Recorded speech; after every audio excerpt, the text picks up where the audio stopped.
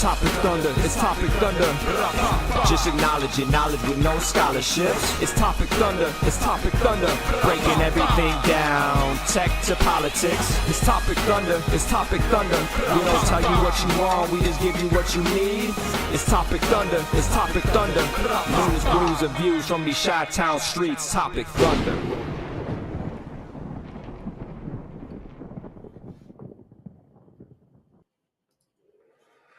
Hey. Well, blah blah blah blah blah blah blah. Technical error. That's money in the pot. The show canister that we it's like fund the swear jar, but like technical difficulties that we pay out to the staff during Christmas, and they get their $7.23 gift card.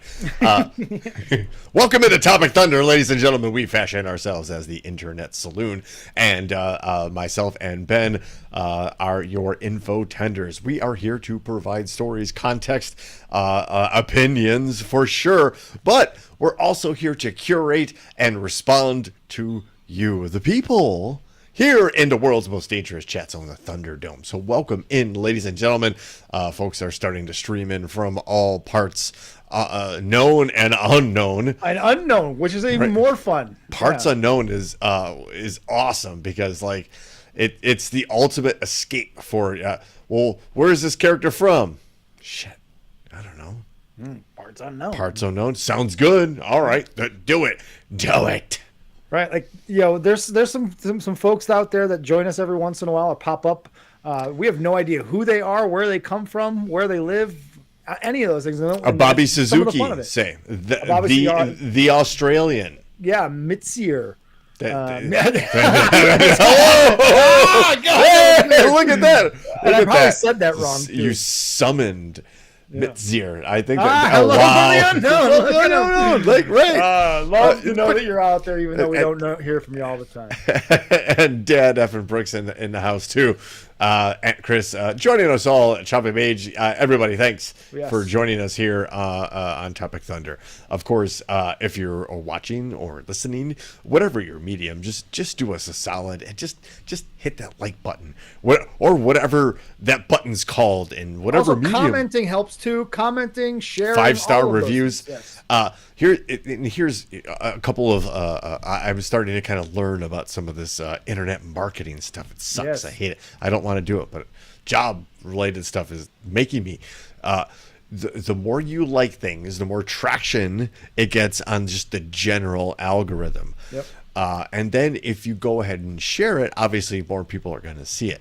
The real linchpin on this is the 5-star review, because it's either 5 stars or no stars, because a 5-star review is just that, but a 4-star review is equivalent to a 0-star review on the internets. So consider that when you're raging on Amazon about that snow shirt that you were so desperate to buy. Snow shirt. What That's the right. fuck is a snow shirt. Look, I don't know. A shirt you wear in the snow, Ben.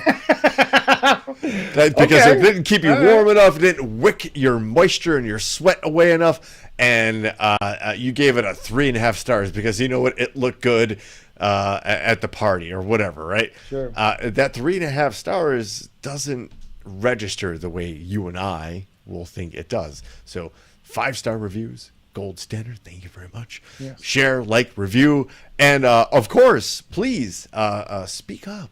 Yes. Please. Also, a little bit of a housekeeping note. Yes. We are not going to be with you next Wednesday at 7 p.m. Central Time. This is true. Instead, we will be joining you on election night Tuesday, the day before, 7 p.m. Central Standard Time, as always, where we will obviously not know anything by the time we are off the air. Nothing will be clear at all, I would not think.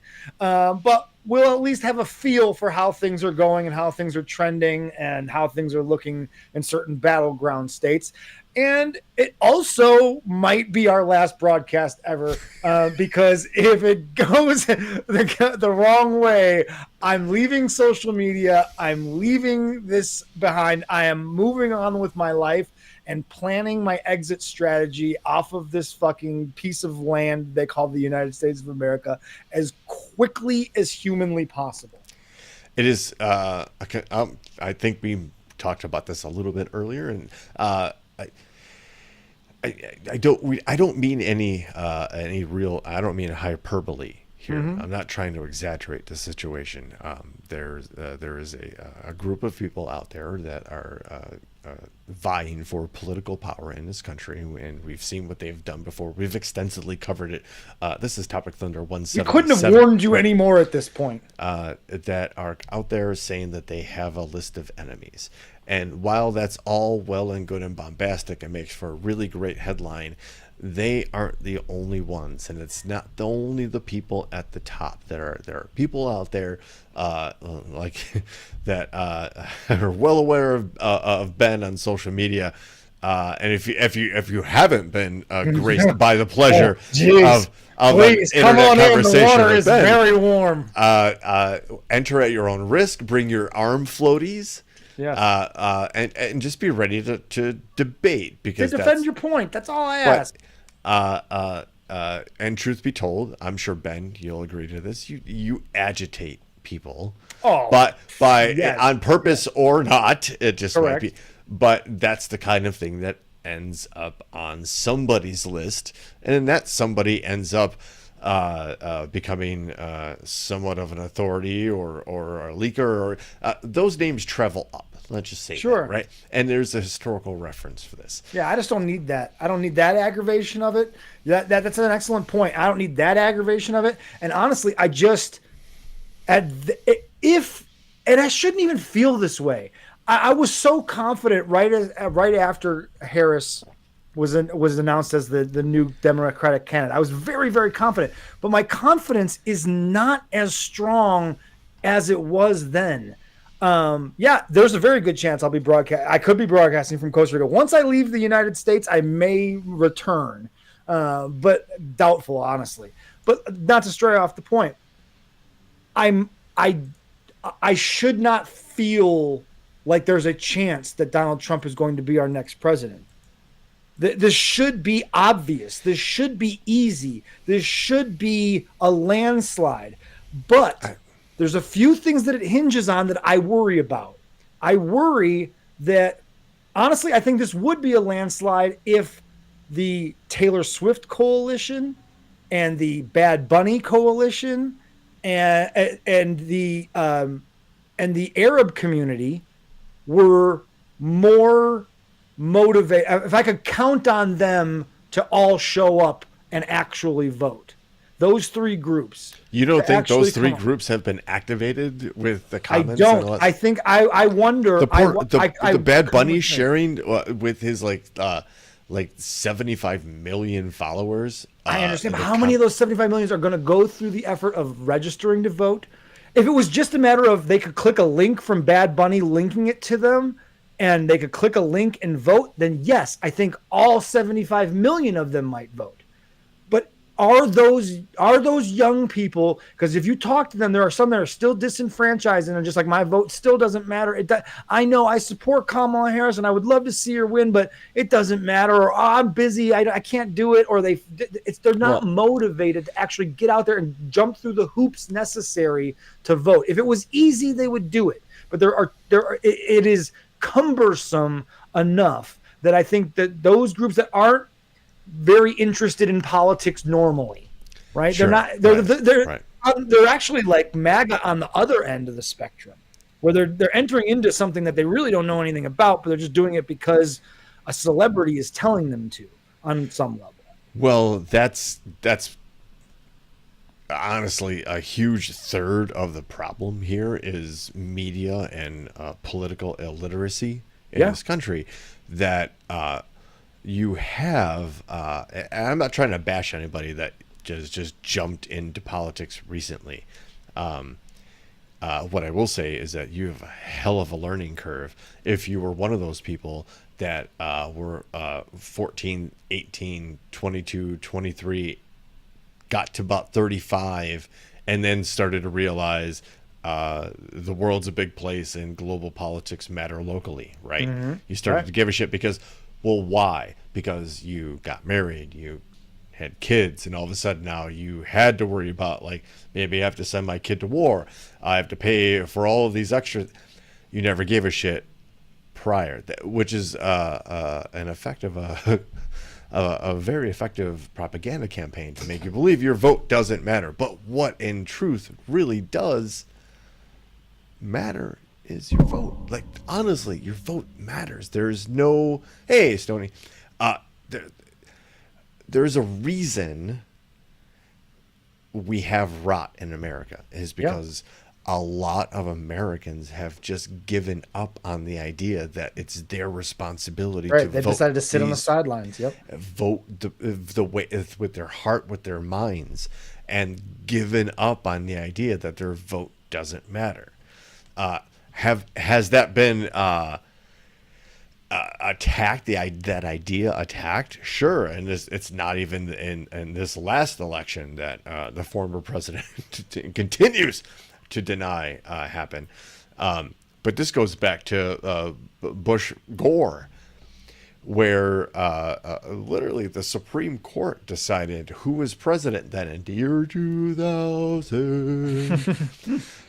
Way back when, Jesus Christ, a quarter of a century ago for some of us. That was one of the first times in my lifetime that I saw, like, holy shit, our vote didn't matter. Yes, but also no, because if enough people voted, it would have gone a different way. And I'm not saying like super blue states like Illinois or New York or California, if enough Republicans voted, it would have went red. Highly doubtful, even today. I'm talking about those swing states that, oh, and by the way, the same swing states we're talking about today, maybe a little bit expanded, but Michigan, Pennsylvania, Wisconsin, Florida, Texas is apparently now kind of semi in the outskirts of the conversation. It was close. Remember the last election, that was looking like in the early parts of the day, in the early parts of the voting, it looked like there was a chance that Texas might go to Biden. There was the door was open for longer than it normally is, or would have been expected for sure. I just think that there is that voter apathy that is going on, and it also speaks to why the Electoral College is more of a hindrance than it is, because it's part of that apathy. It is why some people reference and say it doesn't matter because swing states. A swing state shouldn't exist? No such thing should exist. It should be a popular vote. Most votes wins. The idea that we gamed the system of the most important election that we do tells you that our founding fathers didn't get this all completely right. There were some things in the system that are definitely flawed, and this Electoral College is one of them. And it's this idea that, oh, you've got to protect the rural communities from being overruled by the urban communities. No, you don't. Where do the most people live? In urban areas. Yes, they're going to be more focused on more community-based initiatives and policies and laws and structure than someone is in the rural. I'm sorry that you chose to live in the rural community and that you don't like that poor people get help. I'm sorry that you don't like that. Bad. The fact of the matter of that system is that those people in the rural communities will also receive that type of aid across the board and balanced. Yes. Again, Most votes wins, and then how many people would vote if they knew that their vote actually counted? Interesting, because I think if you asked me 20 years ago, I'd be fully on board about abolishing the Electoral College for all the reasons you just said. Majority vote, like that's it. Yeah. That's how we do it, right? But I think in this particular situation, it could very well. Now that I start to think about it, it is the balancing act. It might save us, in that there are rules around. Let's be honest about what the Electoral College was put in place for. The founding fathers legitimately were worried about uneducated people, easily susceptible to foreign influence, voting one way or another in their fledgling 13 colony country. Mm-hmm. And we're specifically talking about England and parts of Canada, and then they had certain problems with Native Americans, which they were dealing with. They put these things in place so to protect the system, and you can argue that now one way or the other. But I think honestly, at this point, this is a fight for the system. Like it or not, I think we're at a point where we can agree that if Kamala Harris becomes the next president of the United States, we still have a chance to experience normalcy in our democracy, while also then being able to freely start to make change, if you're really about that, towards something you want. However, if Donald Trump becomes the 47th president of the United States, again, Ben and I just literally told you we're concerned for our safety in some regard or another, and it is not hyperbole. Mm-hmm. We're already probably out there easily flagged for our views, and so are you. No, I'm just kidding. You're completely safe within the Thunderdome. Your opinions matter, but it's great to see Courtney. We got some reunions going on in there. We have strayed way into our usual. But let's be honest. This conversation was always going to be about the upcoming election. It's the last show before the election, right? Which on election day, remember, next Tuesday, we will be here doing these shenanigans. And I think more. We'll have some like media analysis on it too. I think that'll be fun. It'll be a different take on it. Yeah. I think you and I can focus on, because we're not going to be like, look, we're going to Steve Kornacki, he's going to be out there. Let's talk about that guy. Let's compare stories. The best part is that I think if we play this right, we could probably tune into some of this stuff live and listen in, and then comment on what they're commenting on to kind of reflect that. Maybe that's kind of the way we go about that. Let me look into how we can make that happen. I think you're in on, all of you folks are in on a production meeting right now, but sometimes the best ideas come up right when you're face to face with one of your best friends and having a good time. Speaking of a good time, I'm going to be drinking a Costco wine. I didn't see Biz yet in there, but there's an octopus, on a reflective, cool, colorful octopus on this wonderful bottle of Costco wine. And it's I don't know what it's called. Let's be honest here. Brooks, you got someone who I don't recognize the name of, that surely comes from your Dom. page. Hey, okay, all right, Dom. All right, let me have a nice little sip of the wine. Cheers to everybody. Welcome to the program, Dom. Let me explain, Dom.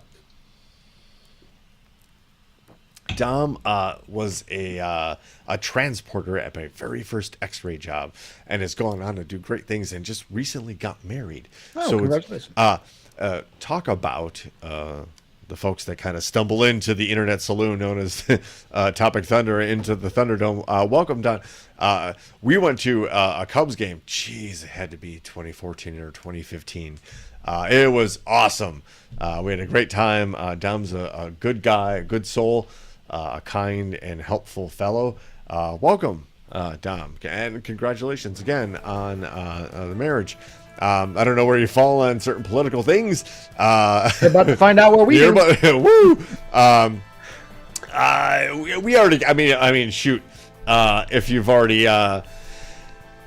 already spent at least 5 minutes, let alone the last 21 with us, you kind of know where we fall on all this. But we also like to project and pretend and believe that we are equal-minded folks and can balance certain things.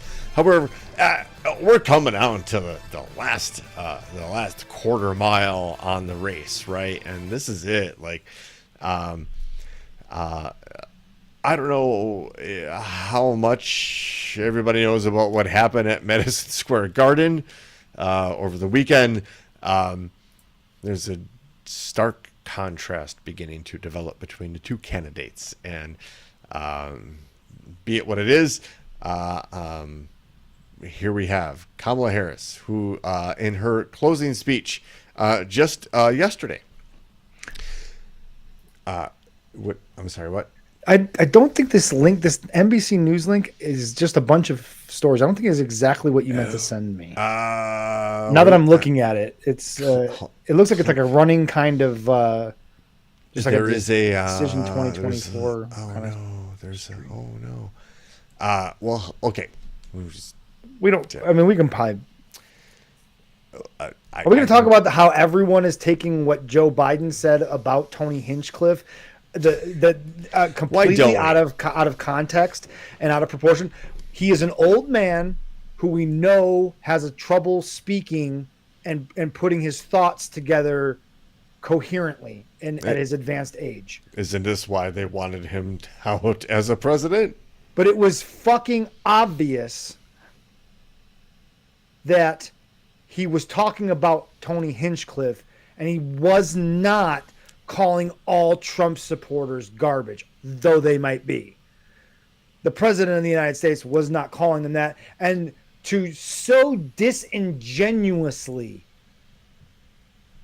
by Trump and all of his sycophants to jump on this old man's slip of the tongue, so to speak, a misstep of words from an old senile man, and act as if that he seriously is saying that all Trump supporters are garbage in front of the entire. It's a week before the election. He's out here going to completely undermine the entire Kamala Harris, Tim Walz ticket by calling all Trump supporters garbage on a Zoom call, some random Zoom call somewhere. I mean, it's so blown out of proportion, and it's those things that lead me to believe they understand that they're going to lose this thing. But I still have this thing in the back of my head, Brooks, that just won't go away that says you might live in a fascist country by the end of this year.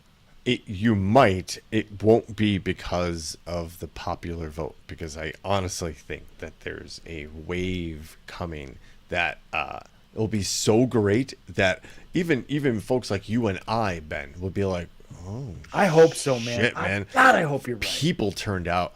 Ben, I hope so. I want to believe that I live amongst enough sane, rational, somewhat educated people that is the case, man. I really want to believe I live in a country full of people that understand what is at stake and get out there and vote.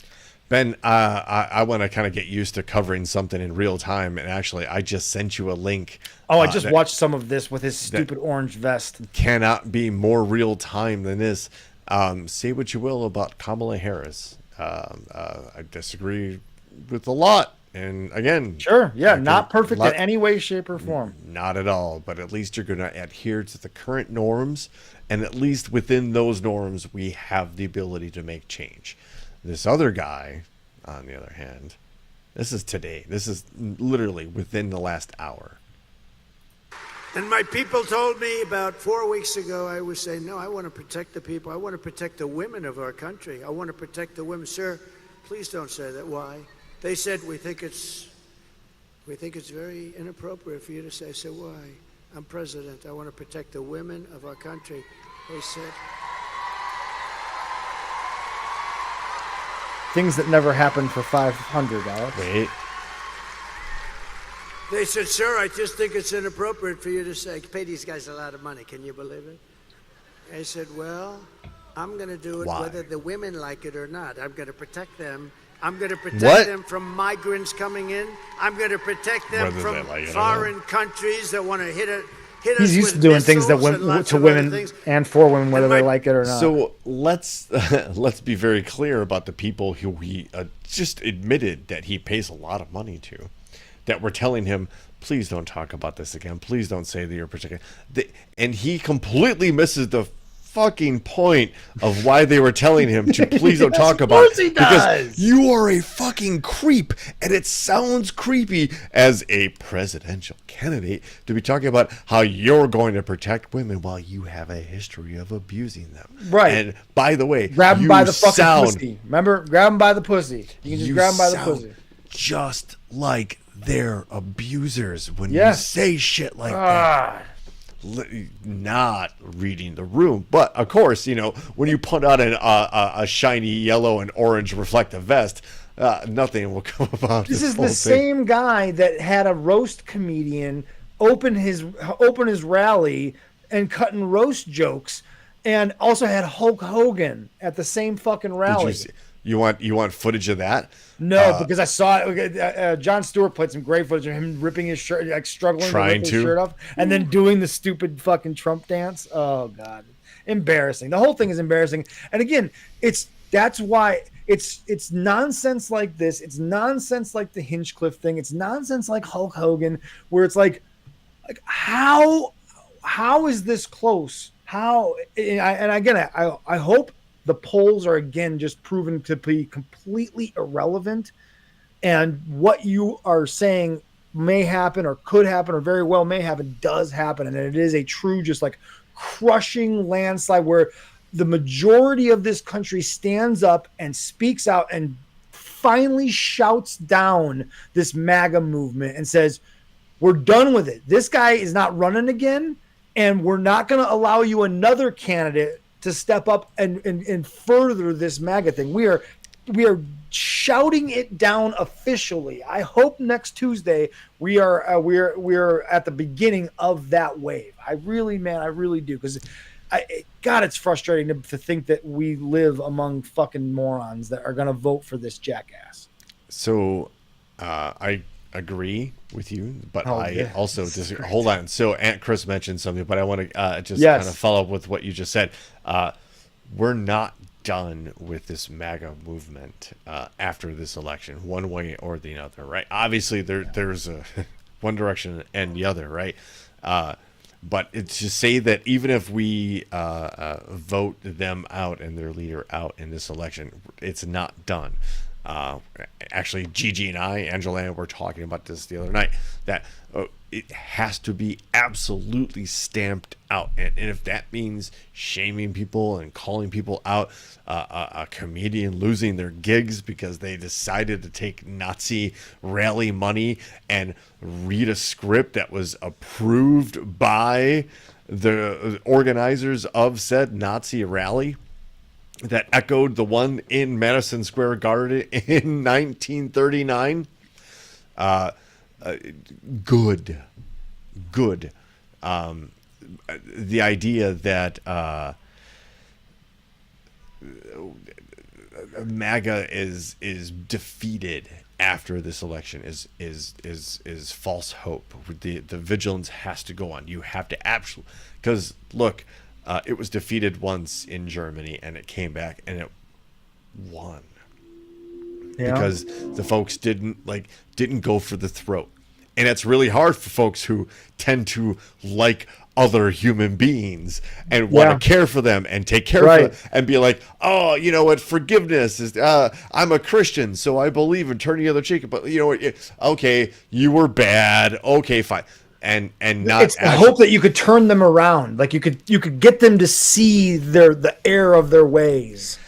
It has to be killed. It does. It has to be shouted down over and over again. You're right. Not just this once, but this is like you could start that. If it's like a true just fucking hammering where it's 2-1 or 2/3 to 1, 2/3 Kamala Harris, and she just fucking trounces him, that sends a definitive message across the bow that it's like there was a sleeping giant that didn't vote the last time, and they joined the never Trump people and said, nope, foot fucking down, don't try that shit. And if guys like Ted Cruz get ousted, that's a step in the right direction. Colin Allred, I think there's a really good chance, even if Trump wins Texas, I do think there's a decent chance that Colin Allred unseats Ted Cruz, and that's a huge step, because Cruz is a loud, television friendly voice of the right wing that espouses bullshit and right wing rhetoric all over social media and the networks.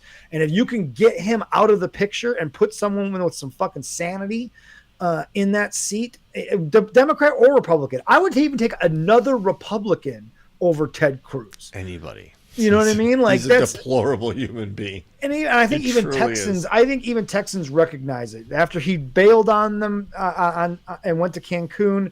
Like, there's a lot of things to not like about Ted Cruz, even if you are staunchly Republican. There's a lot of things to not like about that guy. He's a piece of garbage. He is a garbage person. I'm gonna. Speaking of garbage, well, I give you a Ted Cruz like anecdote. I'm gonna do the internet told me so, but I was reading a story about Ted Cruz and how he came about and rose to power. He is actually, at one point, it was either he went to Yale or Stanford, I'm not sure which one, but was like the top of his class, especially on the debate team. Like, he was a super talented debater, so much that when he was of college age, George W. Bush was running for president, and the people were like, oh, there's this super talented dude at the school, like, oh, a super talented dude. And a senior Bush person was asking, like, well, why isn't he here coaching? And the reply was, have you met the guy? Again, the internet tells us something. Also, the internet shows us something. And Aunt Chris mentioned the story about the ballot boxes being set on fire, which is something Democrats and liberals would totally do. That's not election interference, is it? And they caught the guy. Here's the guy. I'm not going to ask you what political party he leans towards. Not at all. I'm just going to say, off with those heads. Like, it's no, it's the same guy, Billy Wack. It's the same guy. Like, it's nuts. Like, so these are pictures of a clearly troubled person, and we laugh, and sure, it's terrible that we laugh about this, right? It's also more terrible that he's fallen victim to some sort of political mechanism that preys on people like this. Like, that's multiple mug shots of this person, right? He was probably coached. I'm not going to speak. Hypothesis, opinion. If not coached, he was radicalized by surely media and social media. And has anybody dipped their toes into 4-H? Even those aren't the things right now. It's all Discord and Telegram and Reddit. There's some really dark shit out there, and people who have created bubbles, subcultures that truly believe that nothing is good in this world, that the most nihilistic version of life you could possibly assume, that it all should be burned down, and there's another subsect of that group that believes that just because you might be a white male, you're entitled to rule the whatever's left after everything burns to the ground, which doesn't jive with our view of the world, or my particular but you know, I Star Trek, Star Wars kind of guy. Everybody eventually kind of figured it out. If not, we all banded together to beat the bad guys, which we might be doing on Tuesday. But that's not the real fight, is it? the election night's not the real fight. It's just the first round. Yeah, that's the scary part. Honestly. And again, we can sit here and think like it's going to go our way, or the Democratic way, not our way. It's going to go to the Democratic candidate, and we can have anxiety about it going to the Republican candidate. And to be honest with you, we're probably in for a fight no matter what. Mm-hmm. Right? Yeah. For different reasons. Yeah. But if it's fallout close, of the election is almost, if not more, interesting than what the election results will actually be, in a way. The fallout is going to be either way. The fallout either is way going to be interesting. Yes. The immediate reaction of the public on each end, because you see now, like with this story here, they're already laying the groundwork. They have been for months. They're really ramping it up now with the rhetoric of the stolen election narrative. They've it's already out completely there. changed the campaign direction. They were complaining about the economy. They're complaining about inflation. They are complaining about immigration. They are complaining that we're weak on international defense and how our allies don't respect us, or how they have to pay more. But everything kind of started to die away, probably as they started to find out that they were getting their asses handed to them in local polling, which we do have to do away with the idea that polling matters. Let's just stop it. I think that's a dead concept at this point. It used to be valuable information, but I don't know that it is since 2016 it is irrelevant information. It still might be valuable information, but not for the general public, for pollsters, for people involved in campaigns. That's super valuable, but for us, like, I don't need to, especially prior to an election. Yeah. We don't need to hear poll numbers. It's just a way to try to influence people and try to get people like, oh, well, the polls say that again, my vote doesn't matter, so I'm just going to sit at home. No, you can't wave the flag on those holidays. You can't grill those tubular meats on those holidays. You can't sit around the Christmas tree on Christmas Day with your kids and enjoy all of these things that we can do without hassle in this country. We can celebrate different religions. We can be neighbors. We can get along with each other. We can have a collective defense, the most prosperous country in the world and the history of the world. And we did it together. We did it with immigrants. We said, come on in. Let's work hard. Let's make this something that has never happened before. Here we are, literally at a precipice of what do you believe in? It's never happened like this before, honestly, I think, in our history, where we've had a situation where, what do you believe in? Do you believe in a strong man and his vision, authoritative, autocratic, dictator type idea? Or do you believe in the idea that a democracy, as broken as it is reparable, and as long as we continue to kind of make, because progress isn't a quick thing, it's not a fast thing, right? It doesn't happen in every once. Gotta fix that. But there's I got the audio.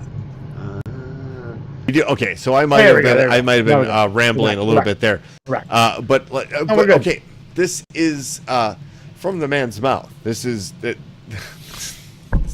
Just take the man for what he says. If you don't believe that he is capable of doing this, because he's an old fuddy-duddy, an old grandpa is just out there. Oh, he's just talking. He's just talking. Locker, like, then understand that this is the plan. And Ben, we can maybe next week end the show with our maybe the last gambling take you'll ever have of your life, as how quickly will J.D. Vance and other young top Republican and or oligarchs start voicing their opinion for executing the 25th Amendment, which would remove the president based on the idea that he is not fit for office.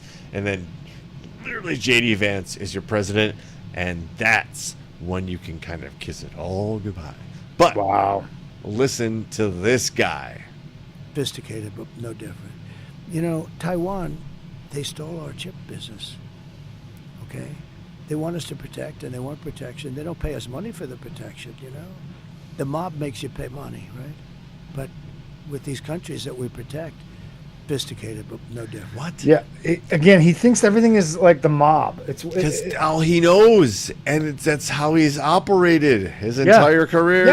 Yes, exactly. He runs his businesses like he's a mob boss. Like, by the way, we didn't that Joe Rogan podcast. I saw an article. They counted. I think one article I saw counted 36 different lies that Donald Trump told during that Joe Rogan interview, and Joe Rogan followed up on none of them. There was one, I guess. Well, I saw this clip because I'm not going to sit there and watch a 3-hour Trump podcast. And shame on Joe Rogan for getting the invite to have a podcast with Kamala Harris, the Vice President of the United States, who has now not only those duties but also running a campaign for president.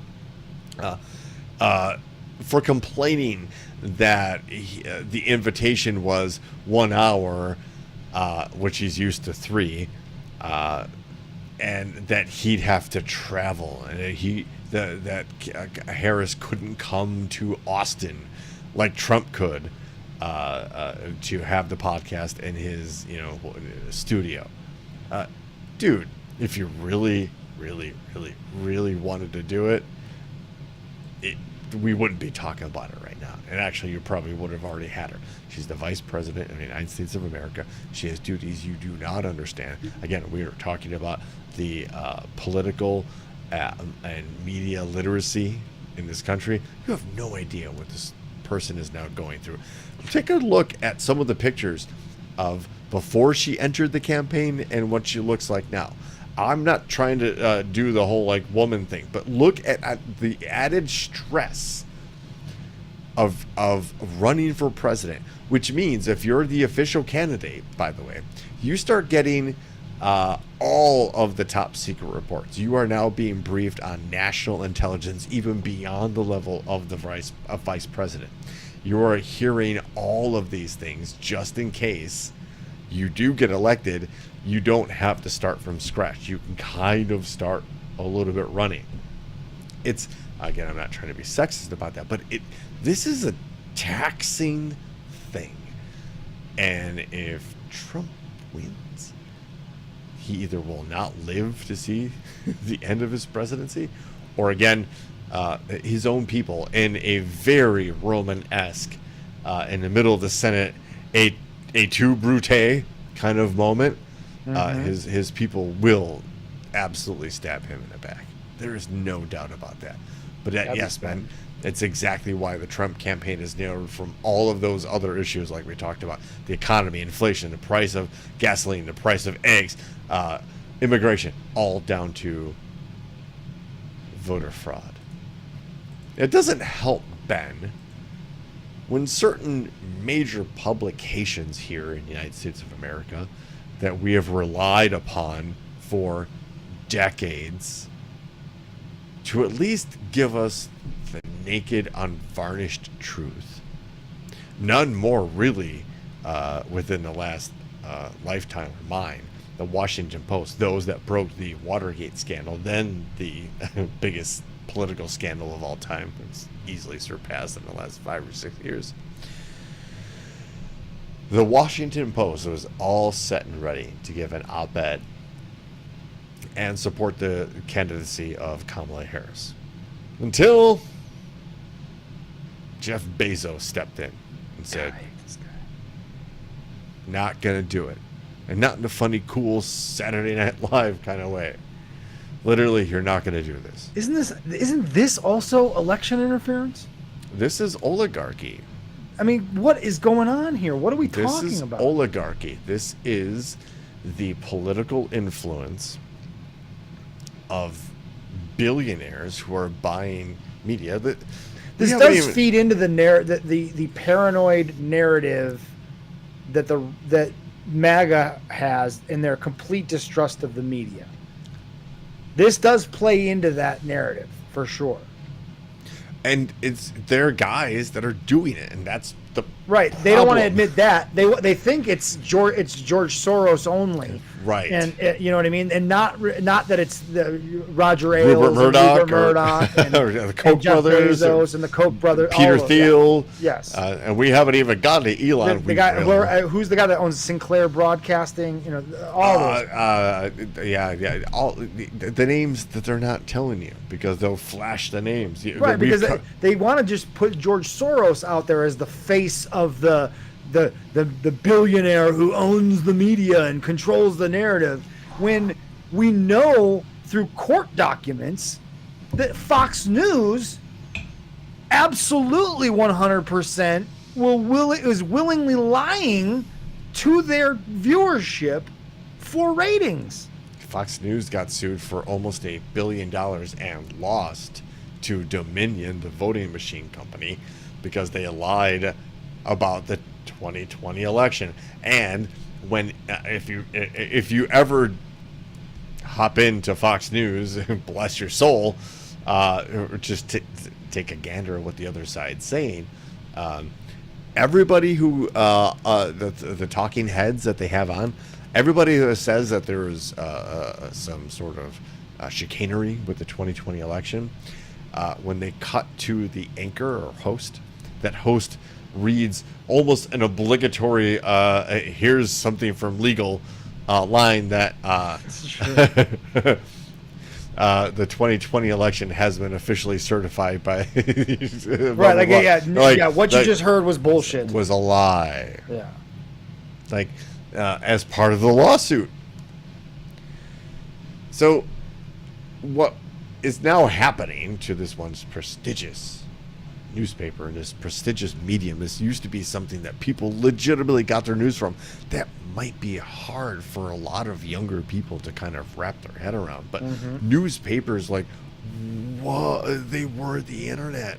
Yep. They got delivered, and I remember the Chicago Tribune being delivered to the house every morning, and on weekends I had to walk the dog, and it could be the early one up. I would grab the Sunday edition. Like, I remember, of course, growing up on the comic section, but then you start into the sports section, then you hit the entertainment, then you start reading like everything. That's now, damn you, Dad! You had a subscription to a newspaper. Now I'm a news junkie. I can't get enough. Right.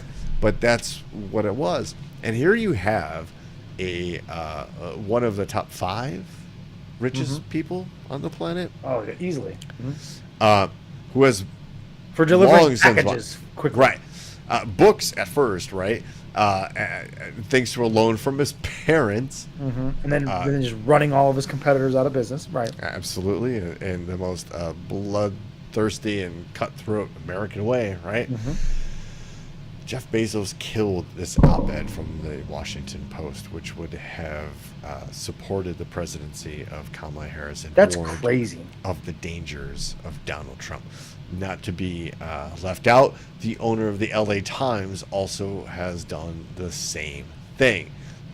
Both the newspapers have now had at least 10% loss in subscriptions. People have begun to immediately cancel their subscriptions and have suffered massive resignations as people have actually shown their integrity. That's crazy that they would do that.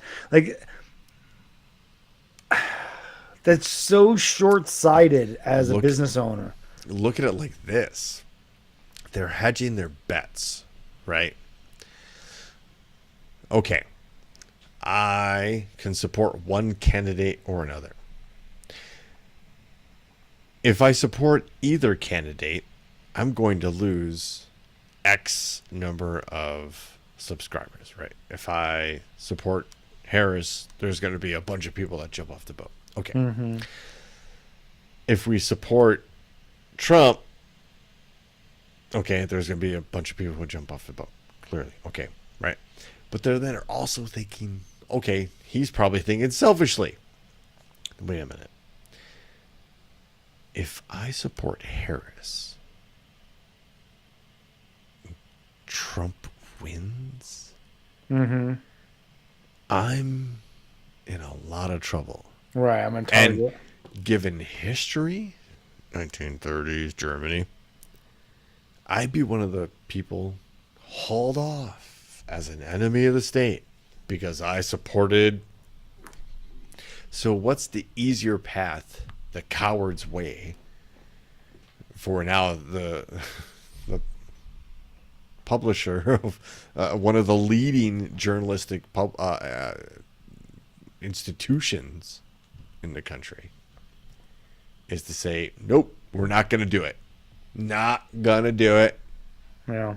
I don't know. Coward's way out. Look at this. The next story. At least now 300,000. The number that they post in this next story, 200,000, that was yesterday. At least now 300,000 people have canceled their subscriptions to the Washington Post. And 1/3 of the editorial board has resigned. That might not sound like a lot to us ham and eggers out there, right? In this world, that's a big deal. And it is still recognized as a warning sign of something gone awry, that something's not right here. And this is a protest move that is recognized by a lot of people. Which brings us to, and we mentioned the oligarchy, our good friend Elon Musk. And boy, have we, you and I, Ben, especially myself, come a long way on this fella. Yeah. 10 years ago, 12, 13, 14 years ago, we were on a different podcast, and we thought this guy was legit the next Tesla. Look at this guy. This guy's Bruce Wayne. Yeah. We bought the narrative for a while until the onion was peeled back a little bit. And, well, you know what it was? It was falling for the media narrative that was going out about him, that he was this genius inventor who had done all these things. And then, like every person should, and what you and I did, is to continue learning about this person and staying and not just letting them tell you the story, and really looking in. And when you look into Elon Musk's actual history, business history, he's not a genius. He's not a Tesla. He's not invented anything. He has bought other people's ideas with money that he made from emerald mines in South Africa. He didn't make a thing. Like, he didn't do it. Right. His father. Right. He inherited a large amount of money that allowed him to buy other people's great ideas and make himself the face of those ideas. Force those people out. This is the story of Tesla.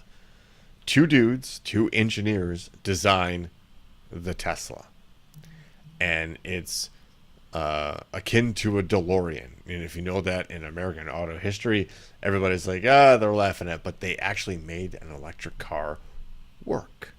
And they made it somewhat marketable. So Musk buys more, and eventually literally takes over the company. A legit, look it up, hostile takeover. Forces the originators out, and then markets the living shit. That's what a good carnival barker does. Yes. And he's a good promoter. Without billions, with a B, billions of dollars in government subsidies, his businesses would have failed epically already. Tesla as a company, SpaceX as a company, likely would have gone under because of the financial costs of what he was trying to do privately. But he's being propped up by federal money, by government subsidies, welfare. Starlink. You didn't mention Starlink. You have to add Starlink. Business. If he was some sort of transcendent, worldly person, he would give away the internet for free to everybody. He would undercut every private internet service provider, and he would say, "I'm providing it Starlink internet," because he likes to do that on like natural disasters where something happens, and he can drop in and say, "Oh, I'm providing Starlink for free to these people that are in need." Motherfucker, then why don't you do it to everybody all the fucking time? Oh, I think you muted yourself by accident. Stealing the hero of valor there, right? Yes. Like and Chris said, when that Asian soccer team was caught in the cave, and the diver who knew he was going to save the day, and then a single diver who knew those caves navigated down and saved them, and he was so pissed off that this guy stole his thunder that he called the guy a pedophile. Mm-hmm.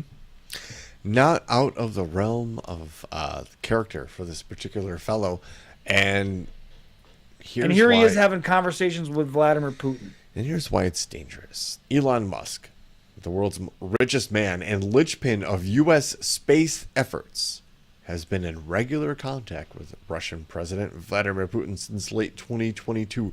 Oh, Brooks, you're always talking about Russia. No, I'm tying all of these things together. Right, and they all just happen to be in the same loop. I digress.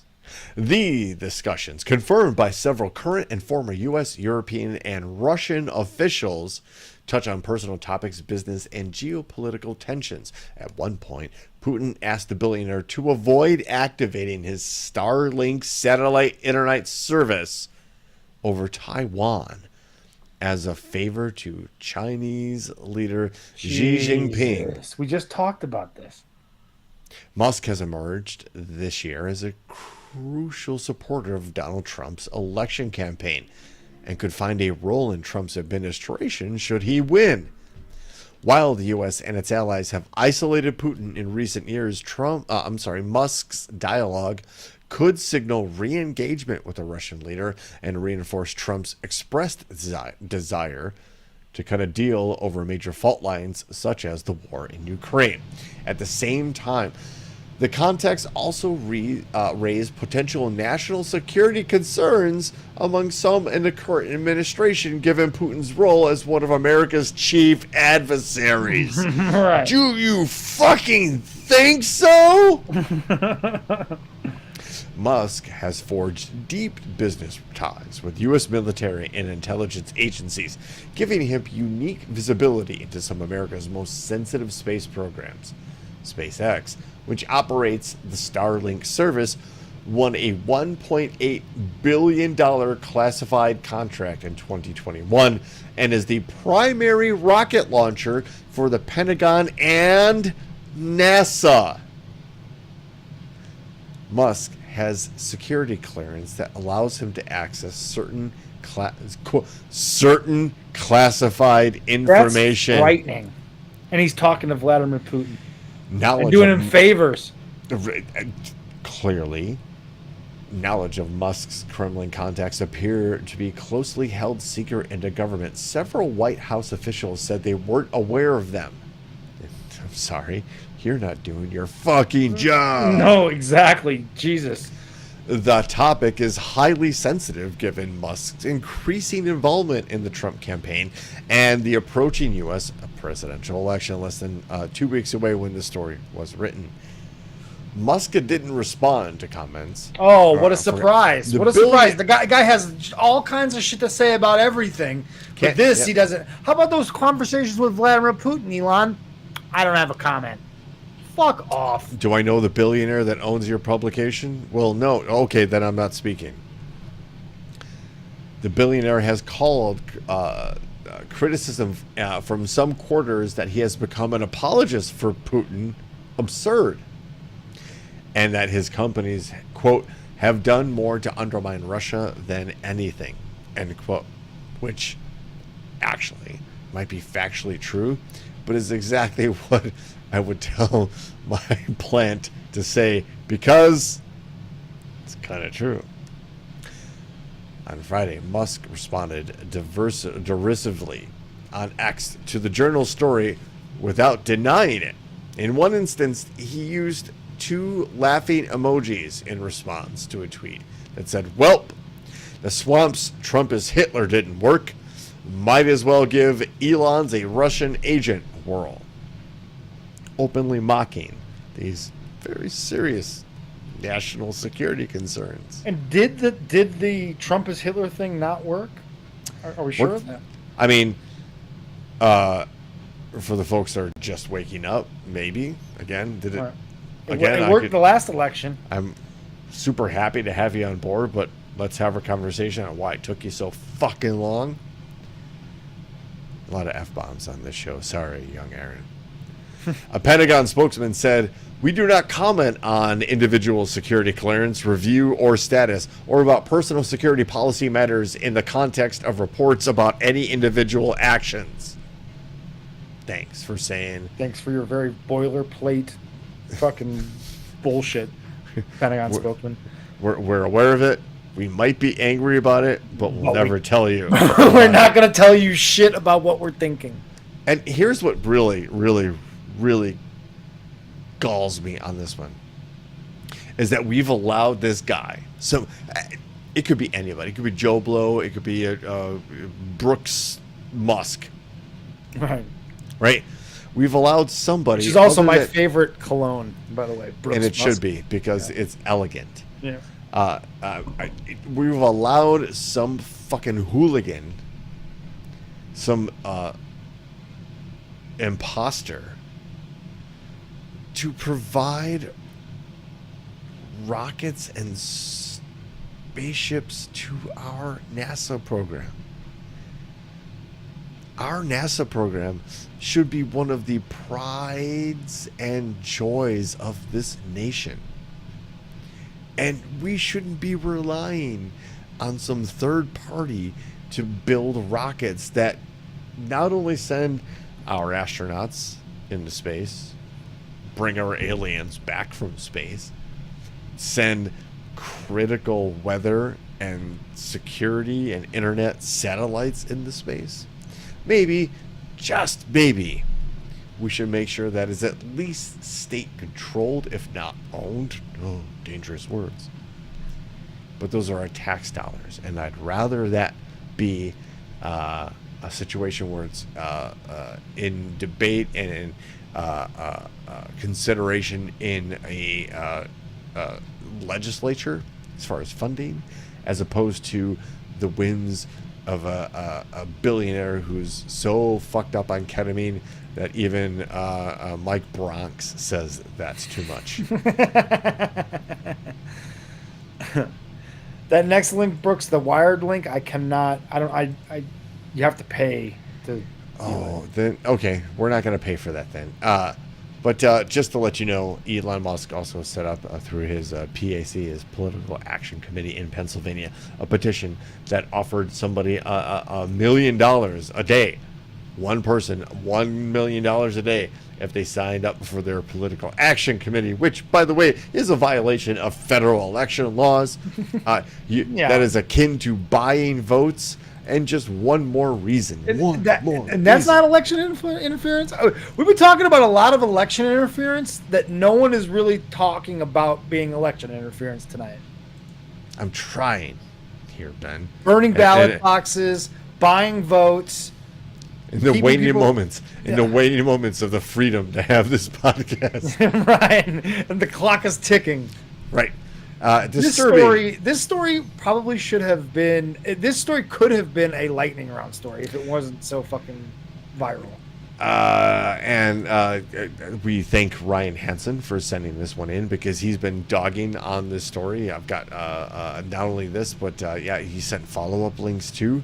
If you don't know, this is why you don't want oligarchies, and we can say all the fun, popular names, but we don't talk about the Waltons near enough. They own Walmart, by the way. The 19-year-old Walmart employee found dead in a bakery walk-in oven in Canada has been identified. Guriz Manran Kuar was burned to death at a Walmart bakery, a location given, in Nova Scotia on October 19th, according to a GoFundMe created by a Maritime Sikh Society executive. According to organizers, Kaur and her mother worked at a Walmart for 2 years. Kaur's father and brother are in India and are working to get to Canada amid the tragic incident. Her mother became worried Saturday when she didn't see her around the store for an hour and her cell phone was unreachable. The mother contacted the on-site admin for help in finding her.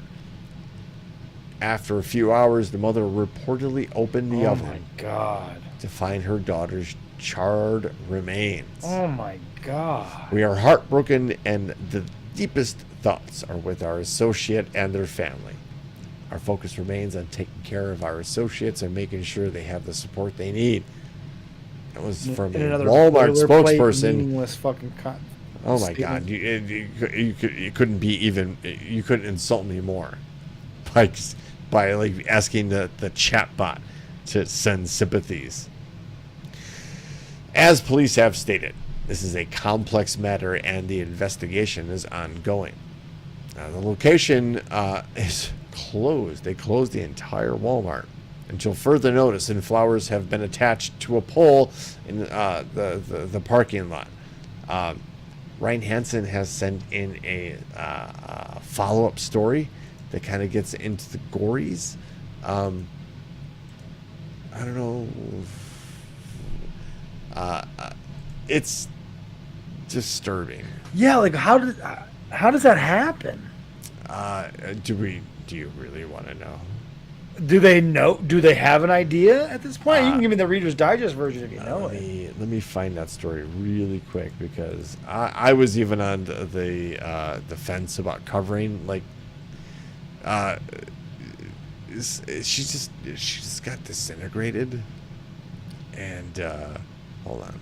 You know what? Just because I'm not prepared and we're kind of late into the hour here, let's just say it's a horrible story, and Walmart is a horrible company to work for, and they bear this in how they handle this tragedy. We'll be back, I promise. If this show is back on the air and we're not hauled off to some weird prison, we'll get back to that story. We'll get back to that story. Has been confirmed that North Korea leader Kim Jong-un, they have sent troops to Russia to fight in Ukraine. There are now reports that they might have sent weak and unprepared soldiers to Russia to That's like out of a cartoon. Basically catch bullets Jesus. in the meat grinder that is the Russian strategy in Ukraine.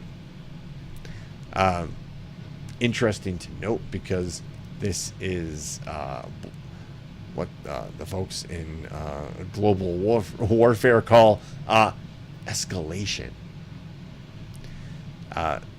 It's one thing to supply parts and equipment to one country. Yeah, it's another thing that right? supplies human beings. When you start sending troops to fight for a certain cause, like there are no U.S. troops in Ukraine. There might be U.S. veterans in several Ukrainian brigades that are retired U.S. military that are fighting for the common good. Yes, I said that. But no active military. When you send active military, I'm not counting on the international community to take this as seriously as I am, but this is literally showing you the Axis powers, the axis of evil, if you will.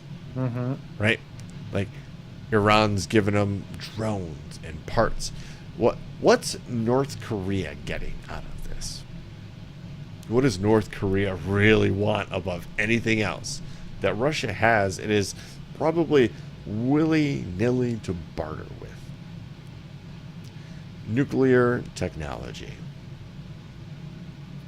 They've been long testing ICBMs and medium to long-range missiles. They have had a long-reported nuclear program.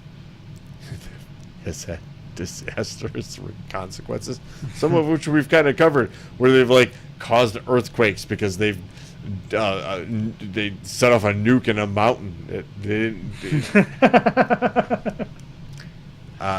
It's something to be aware of. These are the players on the board, on the game board.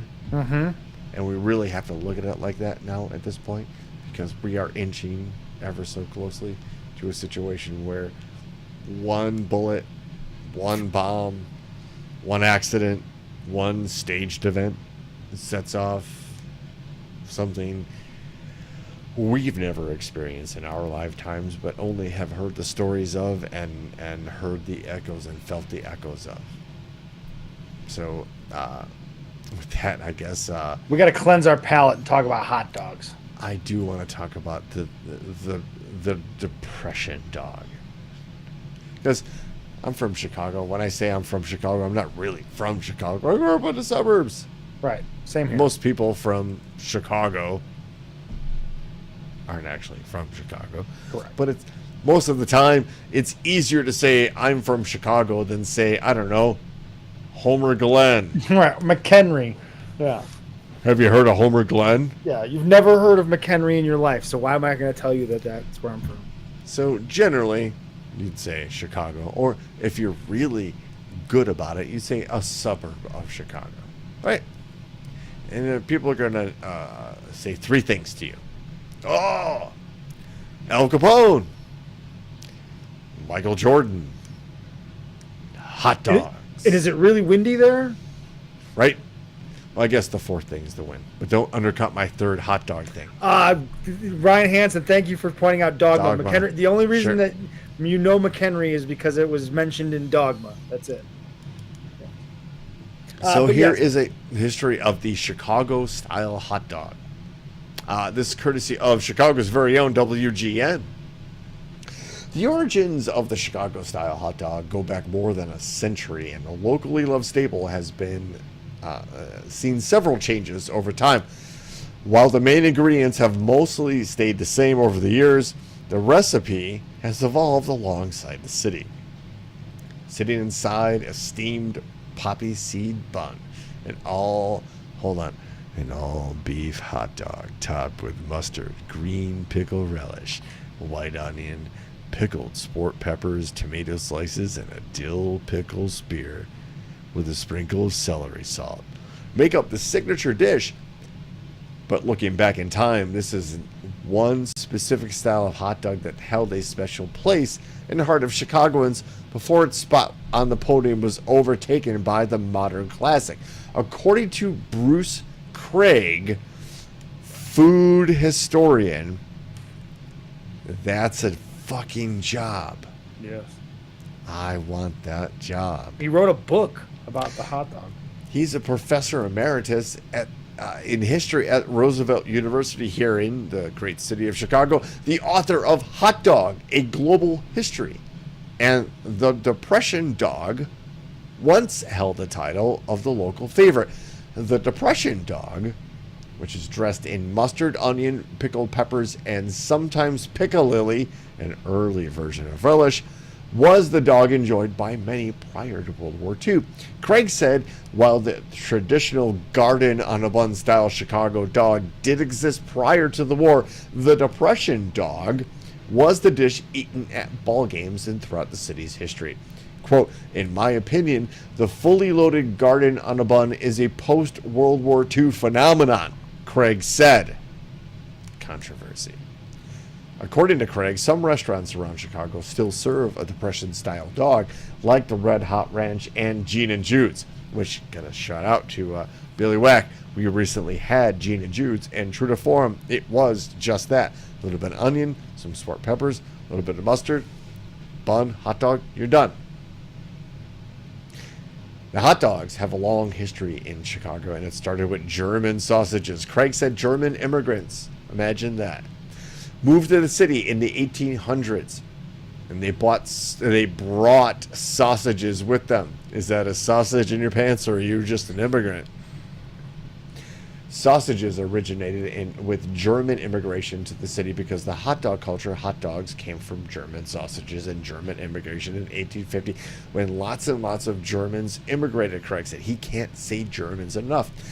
Soon after arriving in the U.S., hot dogs, as they are currently known, began coming together. In the States, this is a quote, they came to be on a bun very early on, probably 1870s to 1880s. So you're getting meat in and carbohydrates all in one. That's a weird sentence to say. That is a weird way to say that, yes.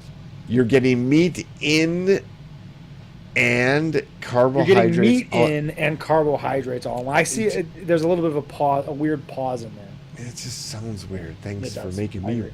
sound weird, Craig. But after the introduction of the Chicago sausages, which also had regional names like Frankfurters or Wieners, didn't get the name of hot dog until 1890. And the story goes on and on. But we're kind of running out of time here. Indeed. But who doesn't like a good hot dog? Dragged through the garden, that's the way I like it. Yeah, I'm not a fan of the Chicago style hot dog. I've long said this.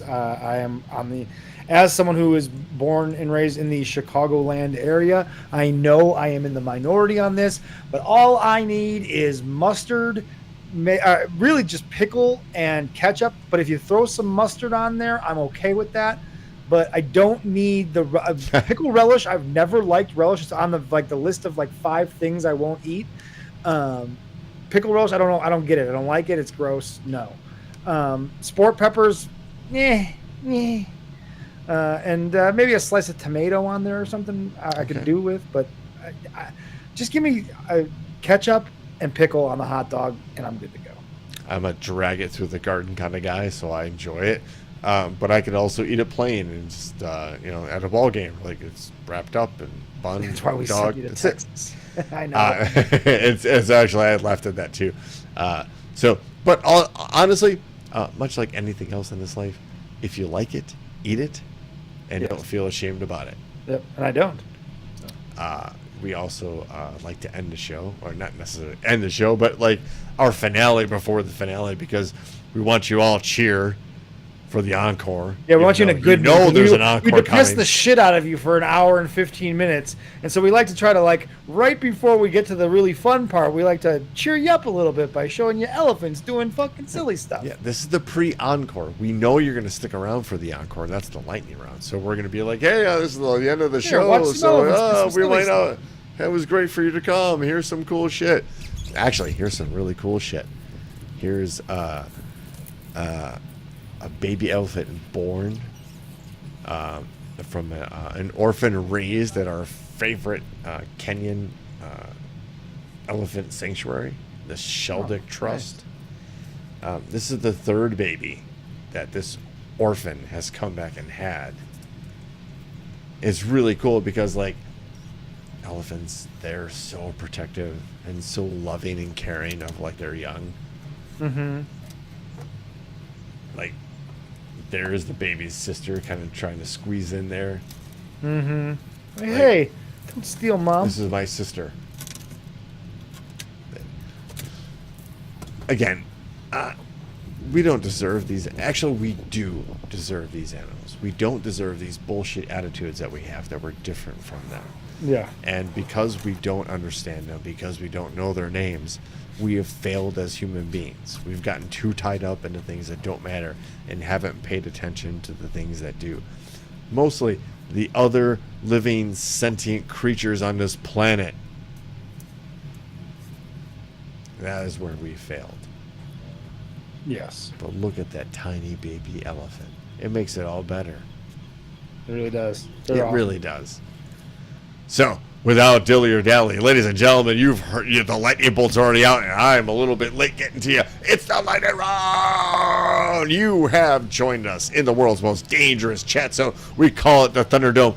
And if you're new to the show or program, hey, thanks. If you're joining us again, just please remember to hit the like button, share it. 5-star reviews are the way to go. Don't give us a 4 because a 4 is a 0, 5 is a 5, anything less is a 0. Without dilly or dally, folks, the rules. I'm going to read 3 stories, headlines, and you're going to vote in the truest exercise of democracy. So, without dilly or dally, here is headline number 1. Archaeologists reconstruct the face of a 400-year-old vampire buried with an iron sickle across her neck. Jesus. Okay. Russia finds Google 20 decillion. I don't know how many. I don't know how to say this word. Decamillions, decillions. It is 20 with 36 zeros behind it. Jesus. And Russia has fined Google that amount, which actually is more than all Aunt Chris of the didn't even money let you in the finish world. the second. Aunt Chris didn't even let you finish the second headline before she. They're already. God damn it! People aren't even letting you finish. Okay. Let me. All right. Okay. So this might be the fastest we've gotten 3 votes on a story ever. Oh, and you know what? Because the next story, it's a popular mechanic story you have to be a member for. Because I honestly thought this was going to be the ringer. Number fucking 1. Yes, okay, it'll be number 1. But this, I thought was going to be the ringer. But this one's disqualified because you have to be a member and to pay for it. This was the headline I thought was going to win. Animals keep inexplicably evolving into crabs. Could humans be next? I honestly thought that was going to be the winner. That was pretty good, but It can't win because it is disqualified because we cannot read what is in it's that not free. headline. Yeah. It's not free. So We're not paying for it. We don't have we're it in not the even- budget. I guess Now there's not enough over number 3. There he is. God damn it! Oh man. I have to figure out how to pay for. Oh, you're right. I told you. Number 3 was the ringer. Y'all got excited about vampires. Crap people. Crap people. We're Cheap gonna asses. Yeah, hey, listen. Yes. get a we budget are. here. All right. We have offices all across the country filled with news reporters that give us these news stories that we read to you every week. How are you expect us to also have subscriptions to Popular We have a Mechanics? payroll. We have a payroll. Okay, we pay for expensive furniture in the office. You spoke, and Let's just get there. Number 1 wins. Let's go. Much like the U.S. election, it doesn't matter what you say. Headline number 1: Archaeologists reconstruct the face of a 400-year-old vampire buried with an iron sickle across her neck. 2 years ago, we covered this story, actually. I remember this. 2 years ago, archaeologists in Poland made a discovery at a gravesite that can only be described as astonishing. The remains of a woman with a sickle around her neck and a triangular padlock on her foot. Found in an unmarked cemetery in the village of Peen, the 400-year-old woman thought to be deemed a vampire, and those who buried her placed a farming tool across her throat, according to ancient beliefs, to prevent her from returning from the dead. A research team from the Nicholas Copernicus University in Turin made a unique discovery in August of 2022. Working with Swedish archaeologist Oskar Nielsen, the team used DNA, 3D printing, and clay to reconstruct the face of Zoja, who is, as she was called by locals. Ben, I'm going to send you the link because there is the a photo of her. There is a reconstruction of her. Wait, this has already been covered? We talked about this already? What? No. We covered the idea that there was a vampire allegedly found like I said, with the sickle across her throat. We did not cover what she looks like according to science. Got it. Again, this story was just published today. CBS News. It's not about the fact that she was buried with a sickle across her throat. It's the fact that they reconstructed her face. Aha. There she this is. This is what she looks like. Got See, it. look, that's the vampire lady. If you're gonna be angry with me, maybe you check yourselves before you start voting early and you start hearing all of the candidates, huh? And maybe not accuse us of being cheap asses, because I don't want to pay for the Wall Street Journal subscription, which is expensive. Yeah, I'm not Wired. I don't care enough. Sorry. Maybe you'll get crap people. I am Demure. We are Demure. Trust, brah. Folks, don't forget, not here next Wednesday. Tuesday, election night. We will be here to break it all down. We're going to watch some news. We're going to comment on it. We're going to do our thing. We're going to have our first and maybe only election night special, which is historic, right? So why not be together here? The last on election night special we did led to it was like the start of the end of the last podcast that we did. And this one might be the end of this podcast. So here we are, 8 years later. Yeah, good things come and go, and 8 evolution years later, by the way, is the key here. From the deck of the U.S.